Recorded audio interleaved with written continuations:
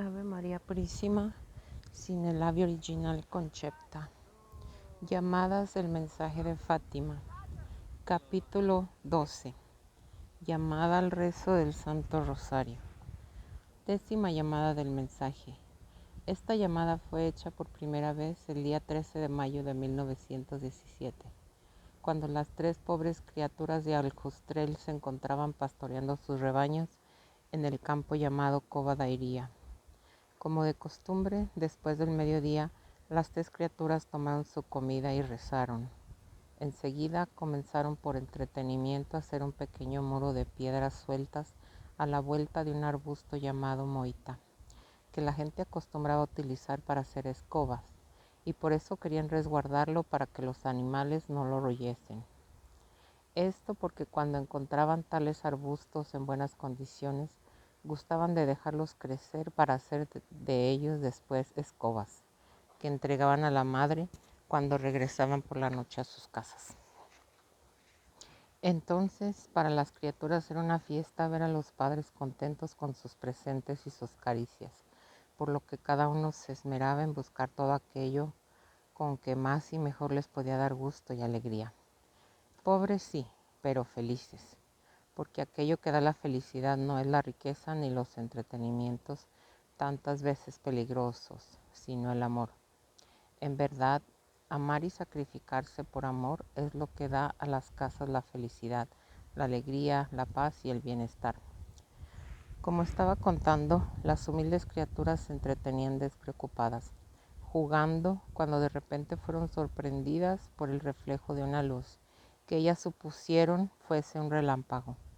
El día estaba sereno, el sol brillaba claro como en el tiempo mejor de la primavera, pero las criaturas eran tan pequeñas que ni sabían examinar el aspecto de la atmósfera. Habituadas a ver relámpagos apenas cuando había tormenta, no piensan en nada más que en recoger apresuradamente el rebaño para regresar a casa, antes de que se desencadenase alguna tormenta. A los pocos pasos por la bajada de la ladera, vieron el reflejo de la misma luz, que juzgaron ser un segundo relámpago, lo que les hace apresurar el paso todavía más y reunir las ovejas con mayor diligencia. Unos pasos más y aproximadamente a media ladera, se detienen sorprendidas al ver sobre una pequeña carrasca la hermosa señora de luz. No tienen miedo porque lo sobrenatural no transmite miedo. Causa apenas una agradable sorpresa de fascinante atractivo. La agradable señora abre los labios y, como para iniciar el diálogo, dirige a las criaturas las siguientes palabras: no tengáis miedo, yo no os haré mal. Pienso que estas palabras de Nuestra Señora, no tengáis miedo, se referían al miedo que pudiésemos tener de ella, porque bien sabía ella que no nos transmitía miedo. Debían por eso referirse al miedo con que venimos huyendo apresuradamente de la supuesta tormenta y que juzgábamos se desencadenaría inminentemente. También se dice que Francisco recogió algunas piedras para tirar la aparición. Creo que no podía haber sido verdad. Debe haber ahí alguna confusión o malentendido con las piedras que los pastores acostumbran tirar en torno a los rebaños cuando querían obligar a los animales a juntarse y a caminar más deprisa. Quebrado el silencio y animado por la confianza que la dulce señora inspiraba, pregunté: ¿de dónde es vuestra merced? Soy del cielo, respondió ella. ¿Y qué es para lo que me quiere vuestra merced? Pregunté. Respondió: vine para pediros que vengáis aquí 6 meses seguidos, en el día 13 a esta misma hora. Después os diré quién soy y lo que quiero. Después volveré todavía aquí una 7ª vez. Mientras oía esta respuesta, el pensamiento de que estaba hablando con una persona venida del cielo me animó a preguntarle si también a mí me sería concedida la dicha de ir para el cielo, a lo que la señora respondió: sí, vas. ¿Y Jacinta? Pregunté. También, respondió. ¿Y Francisco? Insistí. También, pero tiene que rezar muchos rosarios. Pienso que esta recomendación hecha a Francisco es para todos nosotros, No es que para irnos al cielo sea condición indispensable rezar muchos rosarios propiamente dichos, pero sí hacer oración. Naturalmente, para aquellas pobres criaturas, el rezar diariamente el rosario era la fórmula de oración más accesible, tal como lo es aún hoy para la mayor parte de las personas, y no hay duda de que difícilmente alguien se salvará sin hacer oración. Sabemos bien cuán flacos somos, resbalamos y caemos. Sin el auxilio de la gracia no conseguiremos levantarnos ni vencer las tentaciones. Ahora, esta fuerza que necesitamos y que nos viene con la gracia, solo la conseguiremos en el encuentro de nuestra alma con Dios por medio de la oración. Fue lo que Jesucristo dijo y recomendó a sus apóstoles poco antes de entregarse a la muerte por nosotros. Velad y orad para no caer en la tentación, pues el espíritu está pronto, pero la carne es débil. Mateo 26:41. Y nos dio ejemplo, preparándose con la oración de Getsemaní para el sacrificio y para la muerte. Además de eso, entre las otras cosas del Padre Nuestro, nos enseñó a pedir: no nos dejes caer en tentación y líbranos del mal. Mateo 6:13. Volviendo a la aparición de Nuestra Señora, me acordé enseguida de preguntarle por una chica conocida mía que había fallecido hacía poco tiempo. La respuesta dada por Nuestra Señora nos certifica la verdad de la existencia del purgatorio y es al mismo tiempo una prueba de la necesidad que tenemos de rezar. Cuenta el texto sagrado que San Pedro, aproximándose a Jesús, le preguntó: Señor, ¿cuántas veces he de perdonar a mi hermano cuando peque contra mí? ¿Hasta 7? Jesús le respondió: no te digo que hasta 7 veces, sino hasta 70 veces 7, y continúa. Por eso el reino de los cielos viene a ser semejante a un rey que quiso arreglar cuentas con sus siervos. Puesto a hacer cuentas, le presentaron uno que le debía 10,000 talentos. Como no podía pagar, el Señor mandó que fuese vendido él con su mujer y sus hijos y todo lo que tenía, y así pagase. Entonces el servidor, echándose a sus pies, le suplicaba: ten paciencia conmigo y te pagaré todo. El Señor, compadecido de aquel siervo, lo mandó soltar y le perdonó la deuda. Al salir aquel siervo, encontró a uno de sus compañeros que le debía 100 denarios y agarrándole lo ahogaba y le decía: págame lo que me debes. Su compañero, echándose a sus pies, le suplicaba: ten paciencia conmigo y te pagaré. Pero no quiso, sino que fue y lo hizo meter en la cárcel hasta que le pagase la deuda. Al ver a sus compañeros lo ocurrido, se disgustaron mucho y fueron a contar a su señor lo que había pasado. Entonces su señor lo mandó a llamar y le dijo: siervo malvado, yo te he perdonado toda la deuda porque me lo has suplicado. ¿No debías tú también tener compasión de tu compañero como yo la he tenido de ti? Y su señor, irritado, lo entregó a los verdugos hasta que pagase toda la deuda. Del mismo modo hará con vosotros mi Padre Celestial, si cada uno no perdona de corazón a su hermano. Mateo 18, del 21 al 35. Este siervo, que por el débito acumulado corría el riesgo de ser condenado, se lanzó a los pies de su señor suplicando piedad y un tiempo de espera para poder saldar sus deudas. Concédeme un plazo y te lo pagaré todo. Ahora, en esta posibilidad de tener un plazo para satisfacer lo que falta por pagar, podemos ver una imagen de lo que pasa en el purgatorio.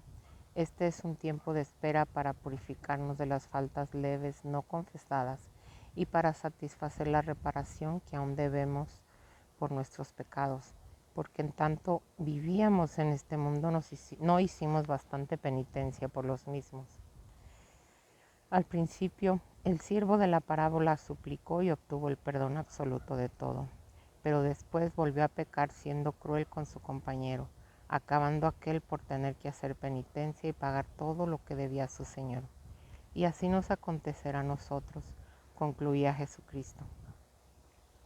Lo mismo sucederá a nosotros si, además del perdón que pedimos y obtuvimos en el sacramento de la penitencia por nuestros pecados, no hubiéramos hecho una digna reparación por los mismos, en la cual siempre está incluida la obligación de ser misericordiosos con el prójimo, como Dios lo fue con nosotros.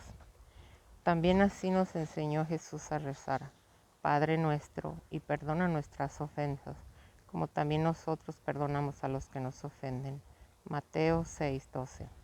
Aquí está claro que para obtener el perdón de nuestros pecados, hemos de pedirle a Dios, y que a la medida de recibir el perdón será la misma que hubiéramos usado con el prójimo, perdonándole las ofensas que nos hubiera hecho. La creencia en esta posibilidad de expiación por el mismo pecado después de la muerte subyace también en la narración del segundo libro de los Macabeos. Los soldados de Esdras hallábanse fatigados de la larga lucha, pero Judas invocó al Señor para que se mostrase su auxiliar y caudillo en la batalla. Entonó en lengua patria un canto de guerra, y cayendo de improviso sobre los de Gorgias, los puso en derrota. Retrajo Judas su ejército y lo condujo a Odolam. Llegado el séptimo día, purificados según la costumbre, celebraron allí el sábado. Al día siguiente, como era necesario, vinieron los de Judas para recoger los cadáveres de los caídos y con sus parientes depositarlos en los sepulcros de la familia. Entonces, bajo las túnicas de los caídos, encontraron objetos consagrados a los ídolos de Jamnia, de los prohibidos por la ley a los judíos, siendo a todos manifiesto que por aquello habían caído. Todos bendijeron al Señor, justo juez que descubre las cosas ocultas. Volvieron a la oración, rogando que el pecado cometido les fuese totalmente perdonado. Y el noble Judas exhortó a la tropa a conservarse limpios de pecado, teniendo a la vista el suceso de los que habían caído, y mandó hacer una colecta en las filas, recogiendo hasta 2000 dracmas, que envió a Jerusalén para ofrecer sacrificios por el pecado, obra digna y noble, inspirada en la esperanza de la resurrección. Pues si no hubiera esperado que los muertos resucitarían, superfluo y vano sería orar por ellos. Mas creía que los muertos piadosamente les está reservada una magnífica recompensa. Obra santa y piadosa es orar por los muertos. Por eso hizo que fuesen expiados los muertos, para que fuesen absueltos de los pecados. Segunda de Macabeos 12, del 36 al 46. Este pasaje de la Sagrada Escritura nos ayuda a comprender mejor esta verdad de nuestra fe, que es el purgatorio, como un lugar de expiación donde las almas de los que mueren en gracia se purifican de las manchas del pecado antes de ser admitidas en la posesión de la bienaventuranza eterna junto a Dios. Por eso, Nuestra Señora, respondiendo a la pregunta que le dirigió sobre esa chica, Amelia, dijo: está en el purgatorio hasta el fin del mundo. Tal vez nos parezca mucho, pero la misericordia de Dios es siempre grande. Por nuestros pecados, cuánto le hemos ofendido gravemente y con eso merecido el infierno. A pesar de eso, Él nos perdona y concede tiempo para pagar por ellos y mediante una reparación y purificación ser salvos. Más aún, acepta las oraciones y sacrificios que los otros le ofrezcan por aquellos que se encuentran en ese lugar de expiación. A continuación, Nuestra Señora dirigió a los humildes esta pregunta: ¿queréis ofrecer vosotros a Dios el soportar todos los sufrimientos que Él quisiera enviaros en acto de reparación por los pecados con que Él es ofendido y de súplica por la conversión de los pecadores? A lo que le respondí en nombre de los tres: sí, queremos. En aquel momento esta respuesta fue dada de modo espontáneo e inconsciente, porque ni de lejos suponía lo que ello venía a representar o su pleno alcance, pero nunca me arrepentí de ello. Antes lo renuevo cada día, pidiendo a Dios la gracia y la fuerza precisa para cumplir con fidelidad hasta el fin. Esta pregunta de Nuestra Señora me hace recordar aquella que Jesucristo hizo a los 2 hijos de Zebedeo, cuando éstos le pidieron los 2 primeros lugares en el reino del cielo. Y él respondió: no sabéis lo que pedís. ¿Podéis beber el cáliz que yo he de beber? Le dijeron: podemos. Mateo 20:22. Para salvarnos, todos hemos de beber el cáliz del sacrificio, de la renuncia a los propios gustos, aun cuando sean lícitos, a las propias inclinaciones cuando ellas nos arrastran por el camino del mal, a las propias comodidades si son exageradas, y al contrario, hemos de abrazar los sacrificios que la vida trae consigo, tanto de orden material y físico como moral, social y espiritual. Ahora, este sacrificio cae sobre todos, lo mismo sobre aquellos que no tienen la felicidad de poseer el don de la fe. También ellos encontrarán en su camino el sacrificio, porque toda la humanidad está marcada con la señal de la cruz redentora de Cristo, aunque no la conozca o no quiera aprovecharse de ella. Todos hemos de llevar parte de la cruz de Cristo que nos toca en la hora de la redención, porque la cruz pesa por causa del pecado, o mejor, el pecado trae consigo el peso de la cruz. En verdad, fue para borrar de nosotros las manchas del pecado, por lo que Jesús tomó sobre sí el peso de la cruz. Pero para que este acto de Cristo nos aproveche, es preciso que cada uno de nosotros lleve con fe y amor su propia cruz detrás de la de Cristo, en unión con Cristo. En otras palabras, es preciso el sacrificio aceptado y ofrecido a Dios con Cristo por los propios pecados y por los pecados de nuestros hermanos. Es en este sentido en el que el mensaje nos pregunta a todos, porque Él es para todos. ¿Queréis ofreceros a Dios para soportar todos los sufrimientos que Él quisiera enviaros en acto de reparación por los pecados con que Él es ofendido y de súplica por la conversión de los pecadores? Pero para una naturaleza frágil y decaída por el pecado como la nuestra, el soportar constantemente, generosa y meritoriamente el sacrificio no es posible, sin un auxilio especial de la gracia de Dios que nos sustente y consuele. Por eso, Nuestra Señora respondió al sí, pobre y humilde de las criaturas, con la promesa del auxilio de la gracia. Tendréis pues mucho que sufrir, pero la gracia de Dios será vuestra fortaleza. Oh Dios, oh, estas palabras de Nuestra Señora son para nosotros un faro de luz. En efecto, conocemos nuestra propia flaqueza y sabemos que por nosotros mismos no somos capaces de producir frutos de vida eterna, sino solo unidos a Cristo, como Él nos dice en el Evangelio. El que permanece en mí y yo en Él, ese da mucho fruto, porque sin mí no podéis hacer nada. Juan 15:5. Es por eso que la Madre de Dios nos promete el consuelo de la gracia de Dios. Consuelo en el sentido de gracia que nos viene a consolar, animar, ayudar y amparar.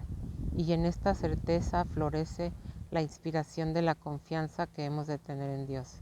El soportar el sacrificio que nos corresponde en nuestro día a día se vuelve un martirio lento que nos purifica y eleva hacia lo sobrenatural, para el encuentro de nuestra alma con Dios. En esa atmósfera de la presencia de la Santísima Trinidad en nosotros, se encuentra aquí una riqueza espiritual incomparable. La persona que comprende esto vive sumergida en la luz, en esa luz que no es la luz del sol ni de las estrellas, pero sí el manantial donde la otra luz dimana y recibe el ser. Es una luz viva que ve y penetra al mismo tiempo que ilumina y hace ver lo que quiere mostrar. Es la luz viva de Dios. Por eso, las pobres criaturas, al verse inundadas por esa luz y sin entender bien lo que decían, son llevadas a repetir: «Oh Santísima Trinidad, yo os adoro, Dios mío, yo os amo en el Santísimo Sacramento». Era la moción de lo sobrenatural a realizar en ella lo que ellas por sí mismas eran incapaces de hacer. Las llevaba a creer en la presencia real de Dios en la Eucaristía. Es el don de la fe que Dios concede a nuestra alma con el sacramento del bautismo. Y Nuestra Señora termina su mensaje de ese día 13 de mayo de 1917 diciendo: «Rezad el rosario todos los días para alcanzar la paz para el mundo y el fin de la guerra». ¿Cuál habrá sido el motivo por el cual Nuestra Señora nos mandó a rezar el rosario todos los días y sin embargo no nos mandó ir todos los días y asistir a la Santa Misa? Se trata de una pregunta que me ha sido hecha muchas veces y a la cual gusto de dar respuesta ahora. Certeza absoluta del por qué no la tengo, porque Nuestra Señora no lo explicó y a mí tampoco se me ocurrió preguntarle. Digo, por eso, simplemente lo que me parece y me he dado a comprender a este respecto. En verdad, la interpretación del sentido del mensaje la dejo enteramente libre a la Santa Iglesia, porque es ella a la que le pertenece y compete. Por eso, humildemente y de buena voluntad, me someto a todo lo que ella dijere y quisiere corregir, enmendar o declarar. Respecto a la pregunta arriba hecha, pienso que Dios es Padre, y como Padre se acomoda a las necesidades y posibilidades de sus hijos.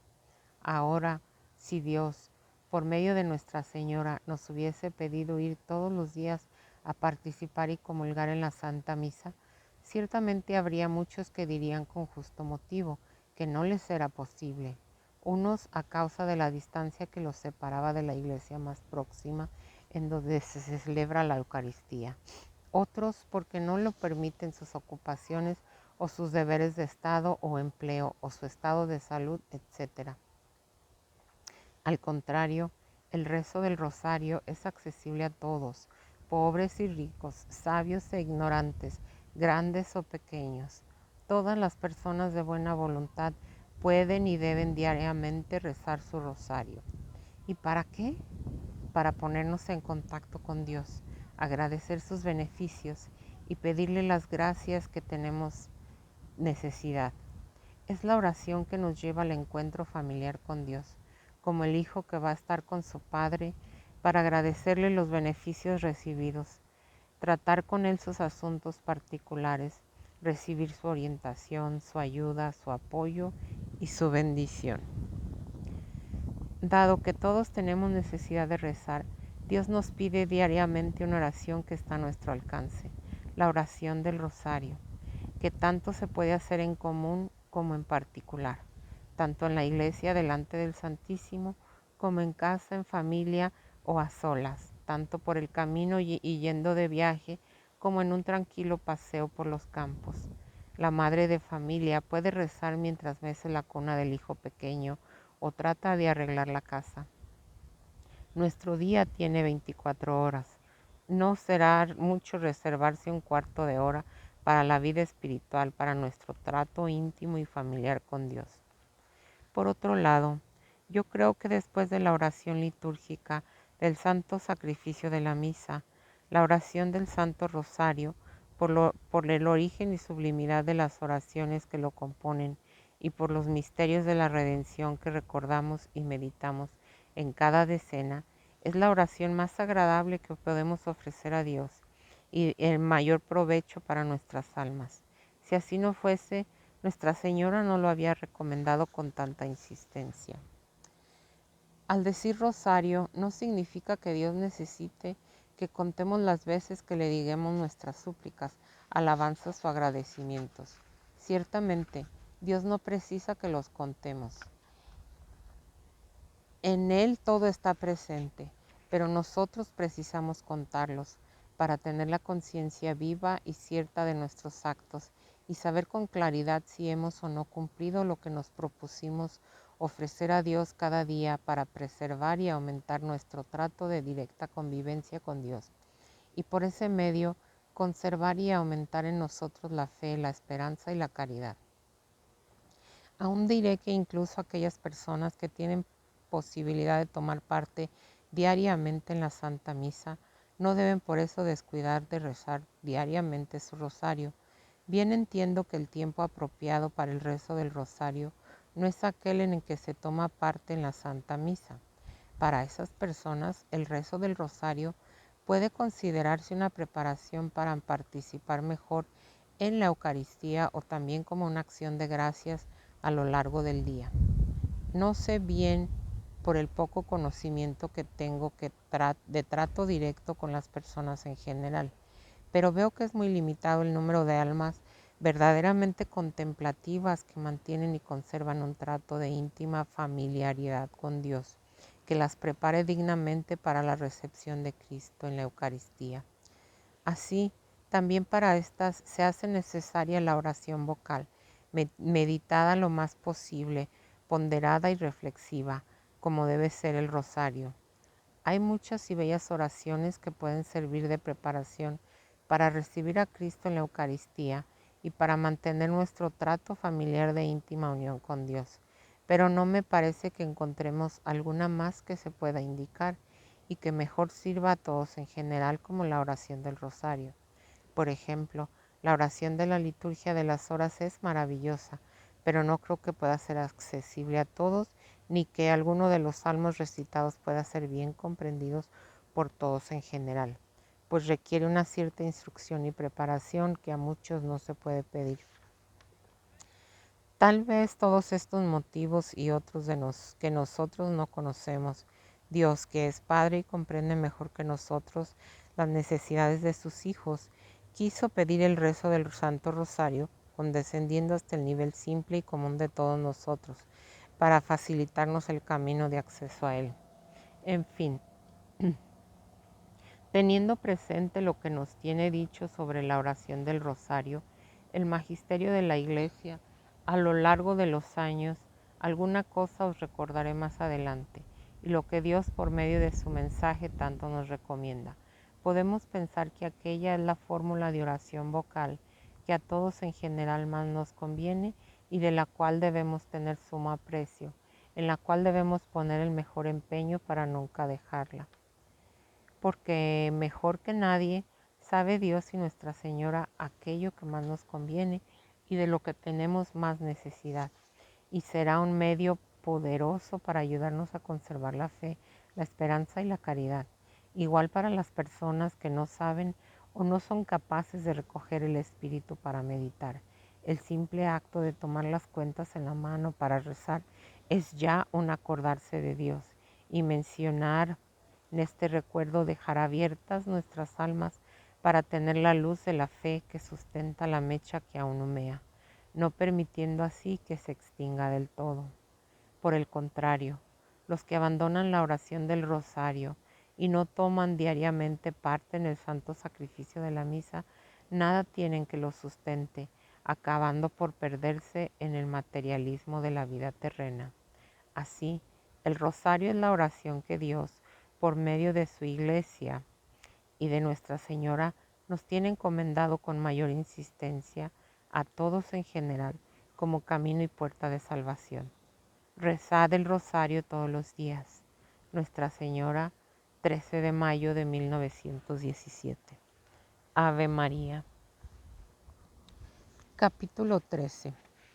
Llamada a la devoción al Inmaculado Corazón de María. 11ª llamada del mensaje. Jesús quiere establecer en el mundo la devoción a mi Inmaculado Corazón. Establecer en el mundo la devoción al Inmaculado Corazón de María significa llevar a las personas a una plena consagración de conversión, donación, íntima estima, veneración y amor. Es pues en este espíritu de consagración y conversión como Dios quiere establecer en el mundo la devoción al Inmaculado Corazón de María. Todos sabemos lo que representa en la familia el corazón de la madre. Es el amor. En verdad, es el amor lo que lleva a la madre a desvelarse junto a la cuna del hijo, sacrificarse, a darse, a correr en defensa del hijo. Todos los hijos confían en el corazón de la madre y todos saben que tienen en él un lugar de íntima predilección. Lo mismo pasa con la Virgen María. Así dice el mensaje: mi inmaculado corazón será tu refugio y el camino que te conducirá hasta Dios. El corazón de María es, por lo tanto, para todos sus hijos el refugio y el camino para Dios. Este refugio y este camino fue anunciado por Dios a toda la humanidad después de la primera tentación. Al demonio que había tentado a los primeros seres humanos y los llevara a desobedecer a la orden divina recibida, el Señor dice: haré reinar enemistad entre ti y la mujer, entre tu linaje y el suyo. Ella te aplastará la cabeza cuando tú le hieras el calcañar. Génesis 3:15. La nueva generación que nacerá de esta mujer anunciada por Dios, ha de triunfar en la lucha contra la generación de Satanás hasta aplastarle la cabeza. María es la madre de esta nueva generación, como si fuera un nuevo árbol de la vida, plantado por Dios en el huerto del mundo, para que todos los hijos se puedan alimentar de sus frutos. Del corazón de la madre reciben los hijos la vida natural, el primer aliento, la sangre germinadora, el palpitar del corazón, como si la madre fuese la cuerda de un reloj que mueve los péndulos. Mirando la dependencia del hijito en estos primeros tiempos de su gestación en el seno materno, así podríamos decir que el corazón de la madre es el corazón del hijo, y lo mismo podemos decir de María, cuando llevó en su seno al Hijo del Padre Eterno. Y así, el corazón de María es de algún modo el corazón de esta generación cuyo primer fruto es Cristo, el Verbo de Dios. Y es de este fruto donde toda la generación de ese corazón inmaculado se ha de alimentar, como dice Jesús. Yo soy el pan de vida, el que coma mi carne y beba mi sangre permanece en mí y yo en él. Como el Padre que me envió vive y yo vivo por él, así aquel que me come vivirá por mí. Juan 6, 48 y 56 al 57. Y este vivir por Cristo es también vivir por María, porque su cuerpo y su sangre los había tomado Jesús de María. Fue en este corazón en el que el Padre encerró a su Hijo como si fuese el primer sagrario. María fue la primera custodia que le guardó, y fue la sangre de su corazón inmaculado la que administró al Hijo de Dios a su vida y ser humanado, siendo de Él, de quien todos nosotros recibimos gracia sobre gracia. Juan 1:16. Esta es la generación de esta mujer admirable, Cristo en sí y en su cuerpo místico. Y María es la madre de esta descendencia destinada por Dios a aplastar la cabeza de la serpiente infernal. Vemos así cómo la devoción al Inmaculado Corazón de María se ha de establecer en el mundo por una verdadera consagración de conversión y donación. Como por la consagración el pan y el vino se convierten en el cuerpo y en la sangre de Cristo y son bebidos como el ser vital del corazón de María. Es de esta forma como este corazón inmaculado ha de ser para nosotros el refugio y el camino para llegar a Dios. Formamos así el cortejo de la nueva generación creada por Dios, bebiendo la vida sobrenatural en la misma fuente germinadora en el corazón de María, que es la Madre de Cristo y de su cuerpo místico. De este modo, somos verdaderamente hermanos de Cristo, como Él mismo dice, mi madre y mis hermanos son aquellos que oyen la palabra de Dios y la cumplen. Lucas 8:21. Esta palabra de Dios es el lazo que une a todos los hijos en el corazón de la madre. Aquí se escucha el eco de la palabra del Padre, porque Dios encerró en el corazón de María su palabra, su verbo eterno, y es de esta palabra de donde nos viene la vida. Si alguno tiene sed, venga a mí, y beba quien cree en mí. Como dice la Escritura, brotarán de su seno ríos de agua viva. Juan 7, 37 y 38. En efecto, se lee en el libro de Isaías, derramaré agua sobre la tierra árida y ríos sobre el suelo seco. Derramaré mi espíritu sobre tu posteridad, mi bendición sobre tus descendientes. Isaías 44:3. Esta tierra regada y bendecida es el corazón inmaculado de María, y Dios quiere que nuestra devoción ahí eche raíces, porque fue para eso mismo, para lo que Dios depositó en él tanto amor como en el corazón de la Madre Universal, que consagra y convierte a su generación en el cuerpo y en la sangre de Cristo, su primogénito Hijo de Dios, el Verbo del Padre. En él estaba la vida, y la vida era la luz de los hombres.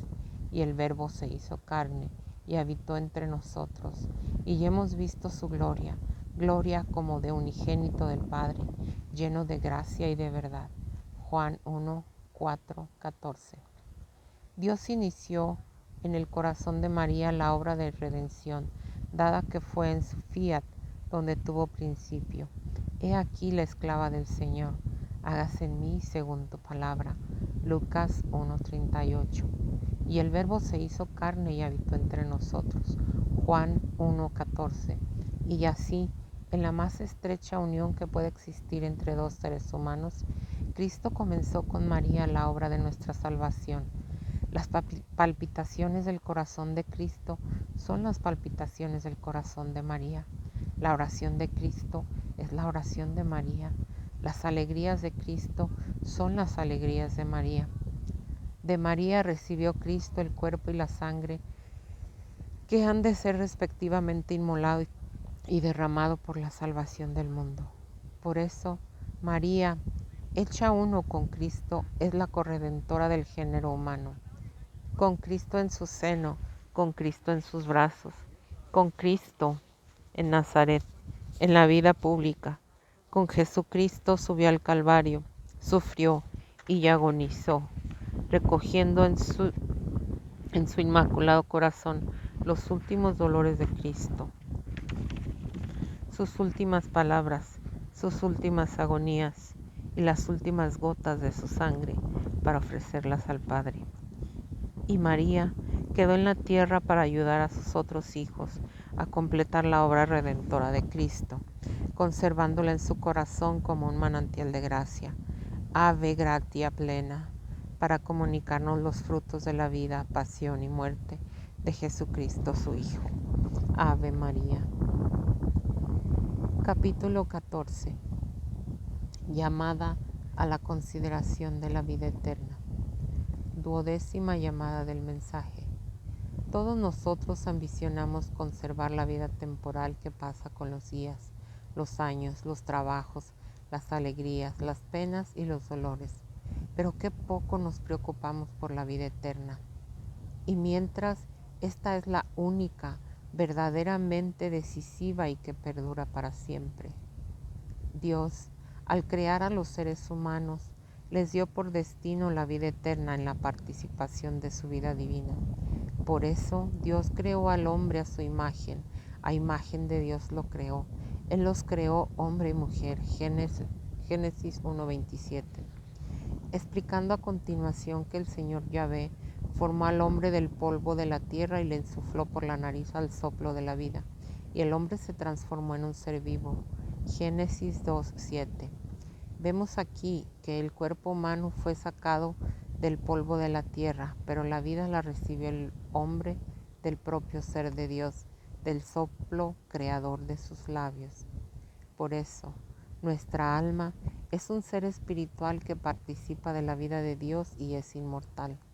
Cuando el cuerpo queda reducido a la imposibilidad absoluta de cooperar con la acción del alma, ésta lo abandona y vuela para su centro de atracción, que es Dios. Pero nuestra participación de la vida eterna deberá ser decidida entre dos realidades bien distintas, el cielo o el infierno. En la llamada a la devoción al Inmaculado Corazón de María, vimos cómo existen dos generaciones distintas, entre las cuales reina la enemistad, siendo por eso opuestas entre sí. La generación de Satanás, que arrastra por el camino de pecado, y la generación del Inmaculado Corazón de María, que como Madre de los hijos de Dios los lleva por el camino de la verdad, de la justicia y del amor, porque Dios es amor y todos sus hijos se distinguen por el amor. Y mientras los hijos de Dios se elevan por el camino del amor a la posesión de la eterna felicidad en el reino de Dios su Padre, la generación de Satanás, por la torpeza del pecado, desciende al abismo del eterno suplicio. No falta en el mundo la incredulidad de los que niegan estas verdades, pero lo cierto es que ellas no dejan de existir por el hecho de negarlas. Si su incredulidad las libera de las penas del infierno, si su vida de pecado allí los conduce. Ni su incredulidad los libera de las penas del infierno, si su pecado allí los conduce. En la Sagrada Escritura abundan los pasajes que nos hablan de la existencia del infierno, de sus tormentos y de los que para allá van. Así, en el juicio final, Los que no quisieron cumplir las obras de misericordia serán sentenciados. Entonces dirá a los que están a la izquierda: apartaos de mí, malditos, al fuego eterno preparado para el diablo y sus ángeles. Y estos irán al suplicio eterno, los justos, en cambio, a la vida eterna. Mateo 25, del 41 al 46. Previniendo a los discípulos contra la tentación del orgullo por los éxitos conseguidos en la misión que realizaron, Jesucristo afirmó: veía yo a Satanás caer del cielo como un rayo. Lucas 10:18. Y cuando les hace sus recomendaciones apostólicas dice: no tengáis miedo a los que matan el cuerpo, pero no pueden matar el alma. Temed ante todo al que puede hacer perder el alma y cuerpo en el infierno. Mateo 10:28. Hablando de la resurrección final, Jesucristo concluyó de este modo la parábola de la red que lanzaba al mar, recoge toda clase de peces, debiendo después el pescador hacer la selección. Así será el fin del mundo. Saldrán los ángeles y separarán a los malos de entre los justos, y los arrojarán al horno del fuego. Allí será el llanto y rechinar de dientes. Mateo 13, 49, 50. Y no dejan duda estas palabras del Señor. Y si tu mano te escandaliza, córtatela, más te vale entrar manco en la vida que con las dos manos ir al infierno, al fuego inextinguible. Y si tu ojo te escandaliza, sácatelo, más te vale entrar tuerto en el reino de Dios que con los dos ojos ser arrojado al fuego del infierno. Marcos 9, 43 al 48. En estos pasajes Jesús habla del fuego del infierno y de la eterna condenación, y se refiere al mismo tiempo en tantas otras partes del Evangelio, que sería demasiado largo transcribirlas aquí. La última que transcribimos no significa que Dios quiera que arranquemos los ojos o cortemos las manos o los pies, sino que arranquemos o cortemos las tentaciones, malas inclinaciones, pasiones y vicios que nos arrastran por el camino del pecado y puede ser por eso causa de nuestra condenación eterna. En el Antiguo Testamento encontramos textos que, leídos en la fe de la Iglesia, le proporcionan los primeros fulgores de la revelación divina de las verdades que ella nos enseña, como por ejemplo de la existencia del infierno. Es el caso del siguiente texto de Isaías describiendo la desgracia de los que no quisieron seguir la ley de Dios. La mano de Yahvé se dará a conocer a sus siervos y su furor a sus enemigos. Verán los cadáveres de los que se rebelaron contra mí, cuyo gusano nunca morirá y cuyo fuego no se apagará, que serán objeto de horror para toda la carne. Isaías 66, 14, 24. En el libro de la sabiduría, el Espíritu Santo también describe las lamentaciones hechas por los que se condenaron al ver la salvación de los justos. Entonces estará el justo en gran seguridad en presencia de quienes le persiguieron y menospreciaron sus obras. Al verlo se turbarán con terrible espanto y quedarán fuera de sí ante lo inesperado de aquella salud. Arrepentidos se dirán, gimiendo por la angustia de su espíritu: este es el que algún tiempo tomamos a risa y fue objeto de nuestro escarnio. Nosotros, insensatos, tuvimos su vida por locura y su fin por deshonra. Como son contados entre los hijos de Dios y tienen su heredad entre los santos. Luego erramos el camino de la verdad y la luz de la justicia no nos alumbró y el sol no salió para nosotros. Nos cansamos de andar por sendas de iniquidad y de perdición y caminamos por desiertos solitarios y el camino del Señor no lo atinamos. ¿Qué nos aprovechó nuestra soberbia? ¿Qué ventaja nos trajeron la riqueza y la jactancia? Pasó como una sombra todo aquello, y como correo que va por la posta, como nave que atraviesa las agitadas aguas, sin dejar rastro de su paso, ni del camino de su quilla por las olas. Así también nosotros en naciendo morimos, sin dar muestra alguna de nuestra virtud, nos extinguimos en nuestra maldad. Pero los justos viven para siempre, y su recompensa está en el Señor, y el cuidado de ellos en el Altísimo. Por esto recibirán un glorioso reino, una hermosa corona de la mano del Señor, que con su diestra los protege y los defiende con su brazo. Embrazará por escudo impenetrable la santidad, la iniquidad desolará toda la tierra, y la maldad derribará los tronos de los poderosos. Sabiduría 5, del 1 al 23. Y podríamos continuar transcribiendo pasajes de la Sagrada Escritura, donde Dios nos habla de la existencia de la vida eterna, feliz o desgraciada, según nuestras obras merecen. A nosotros que tenemos fe, nos basta la palabra de Dios que lo atestigua, porque nosotros sabemos que su palabra es la verdad. En Fátima, Él nos envió su mensaje como una prueba más de estas verdades que viene a recordarnos, para que no nos dejemos engañar por las falsas doctrinas de los incrédulos que las niegan y de los desviados que las desfiguran. Con este fin, el mensaje nos asegura que es verdad que existe el infierno y que van para allá las almas de los pobres pecadores. Visteis el infierno, dice el mensaje a los pobres pastorcillos de Aljustrel, para donde van las almas de los pobres pecadores. Para salvarlas, Dios quiere establecer en el mundo la devoción a mi Inmaculado Corazón. Si hicieran lo que yo os diga, se salvarían muchas almas y tendrían paz. Nuestra Señora, 13 de julio de 1917. Y el mensaje, después de haber mostrado a las pobres criaturas la horrible visión del infierno, nos indica una vez más la devoción al corazón inmaculado de María como camino para la salvación.